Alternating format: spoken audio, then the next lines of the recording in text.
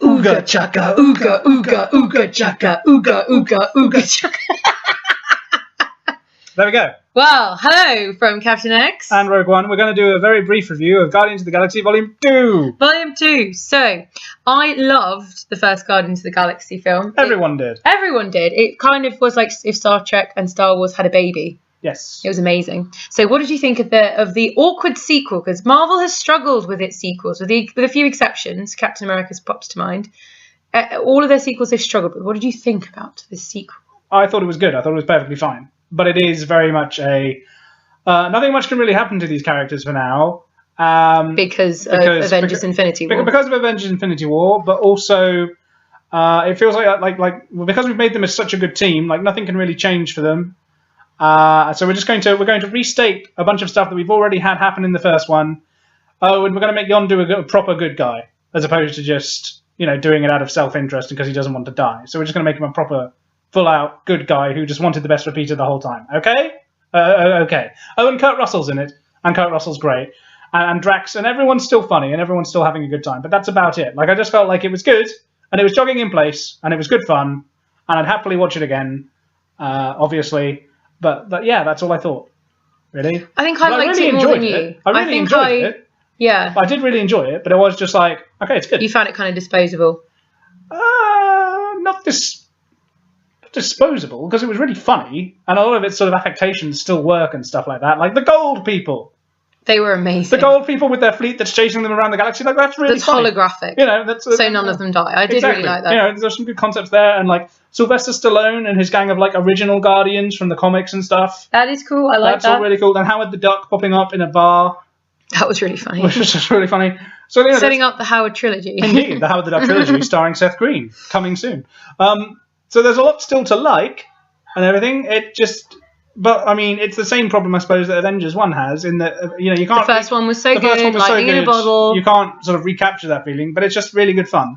And I'm hopeful that the third one, because they'll have got past their obligations in Avengers and stuff like that, because that then resolves a lot of their character arcs, because a lot of their character arcs are tied up with Thanos and stuff, and you can't, understandably, you can't deal with that in Guardians 2 before they meet Thanos. So hopefully in Guardians 3 you'll be able to do something a bit more interesting and different, I think.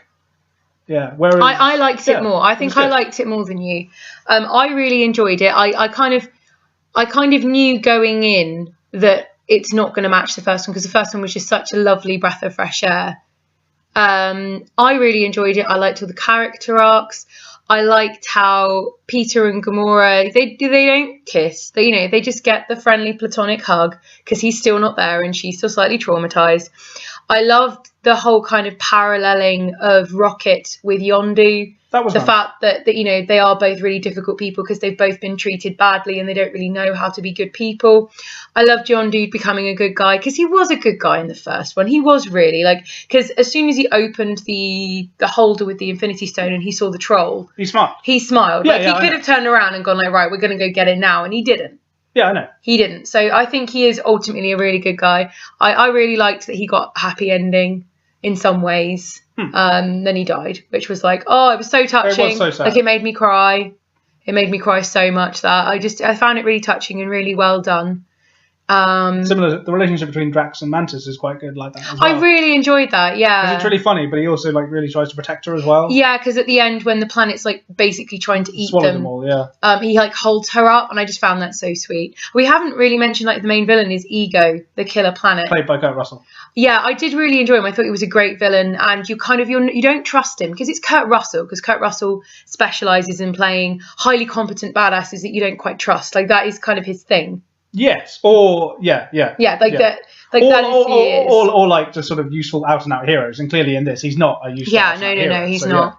Yeah. And I liked it because the whole time I was like, something's going to go wrong. This is too perfect. Mantis is really nervous around him.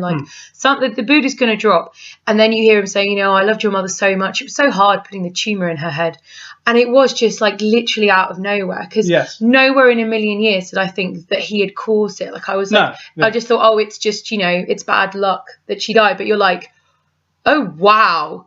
Okay. Yeah. Wow. That was properly And he the does raising of the stakes. Yeah, and he does it without a thought either, because he has because he's a planet. He is a planet. He's like not a godlike human. being. Yeah. Yeah, and I really like that, and I like Peter kind of tapping into this kind of darker side of himself that is there, and does kind of explain a lot of himself. And I did really enjoy it. I think I still preferred the first one better. Yes. But I think that there were certain shifts in tone that sometimes undercut emotional moments, like when Peter's fighting his dad, and they're basically using parts of the planet to fight with each other, and Ego's using rocks in the shape of himself, and then Peter's doing it using a Pac-Man. Like, I feel like that's within a few minutes of, maybe even with a minute of him finding that he killed his mother. Like, I feel like it's a joke too far. It undercuts the drama, which is sometimes what Marvel is accused of, to be fair. Yeah. But if I have to choose between that or over seriousness, like with DC, I'll go with that. But I did really enjoy it. I liked a lot of the character arcs. I like where they took Rocket. I like where they took Yondu. Peter and Gamora, they didn't do a great deal. Well, Gamora had the whole thing with their Nebula. whole relationship. I guess so. I love Nebula. I love Nebula. The whole thing with Nebula and Gamora was really good. It didn't go very far though. Again, though. I know, but I did really enjoy it. I thought it was a lot of fun. It was very colourful, interesting fights. Oh yeah, definitely recommended. What rating would you give it? Oh, I think probably a 3.5. I think I'm going to give it a 3, because I think I probably would have given the original a 4. Oh, okay. So I like it more than you. That's interesting. Well, I'm a harsher critic. I always mark true. things harsher than you. You're more generous than me. There we go. Okay, that's Guardians 2. Go and see it. Definitely see it. It's worth watching. Absolutely. Buy it on Blu-ray now. Yeah. Or DVD or whatever. Or whatever your medium might be. Quite. It's goodbye from me. Goodbye from me. Goodbye.